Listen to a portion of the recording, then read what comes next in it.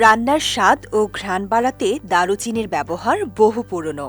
তবে শুধু মশলা হিসেবেই নয়, দারুচিনির রয়েছে বেশ কিছু সম্ভাব্য স্বাস্থ্যগুণও। এতে থাকা অ্যান্টিঅক্সিডেন্ট ও অন্যান্য উদ্ভিজ্জ উপাদান শরীরের বিভিন্ন প্রক্রিয়ায় ভূমিকা রাখতে পারে। দারুচিনিতে থাকা পলিফেনল অ্যান্টিঅক্সিডেন্ট হিসেবে কাজ করে। এগুলো শরীরের অক্সিডেটিভ ক্ষতি কমাতে এবং দীর্ঘমেয়াদী প্রদাহ নিয়ন্ত্রণে সহায়তা করতে পারে। দারুচিনি ইনসুলিনের কার্যকারিতা বাড়াতে এবং খাবারের কার্বোহাইড্রেট থেকে দ্রুত সুগার তৈরির প্রক্রিয়া কিছুটা ধীর করতে সাহায্য করতে পারে। ফলে রক্তে শর্করার মাত্রা নিয়ন্ত্রণে রাখতে এটি সহায়ক হতে পারে।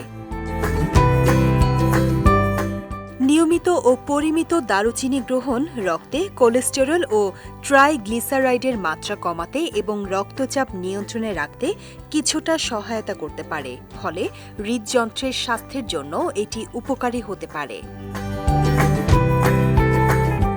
দারুচিনির অন্যতম সক্রিয় উপাদান সিনামালডিহাইড। গবেষণায় এই উপাদানের অ্যান্টিব্যাকটেরিয়াল ও অ্যান্টিফাঙ্গাল বৈশিষ্ট্যের কথা উঠে এসেছে। দারুচিনির কিছু উপাদান মস্তিষ্কের কোষকে সুরক্ষায় ভূমিকা রাখতে পারে। পাশাপাশি অন্ত্রে উপকারী ব্যাকটেরিয়ার ভারসাম্য বজায় রাখা ও হজমে সহায়তা করার সম্ভাবনা রয়েছে। মুখের দুর্গন্ধ ও ক্ষতিকর ব্যাকটেরিয়া নিয়ন্ত্রণেও দারুচিনি ঐতিহ্যগতভাবে ব্যবহৃত হয়ে আসছে।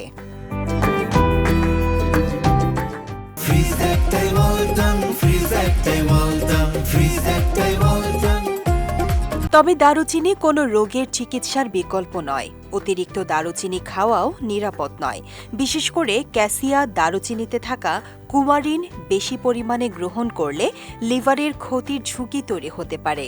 ডায়াবেটিস, হৃদরোগ বা লিভারের ওষুধ সেবন করলে নিয়মিত বেশি পরিমাণ দারুচিনি খাওয়ার আগে চিকিৎসকের পরামর্শ নেওয়া ভালো। তাই উপকার পেতে দারুচিনি হোক পরিমিত, অতিরিক্ত নয়। শেখ তাসফিয়া করিম, বিজয় টিভি নিউজ ডেস্ক।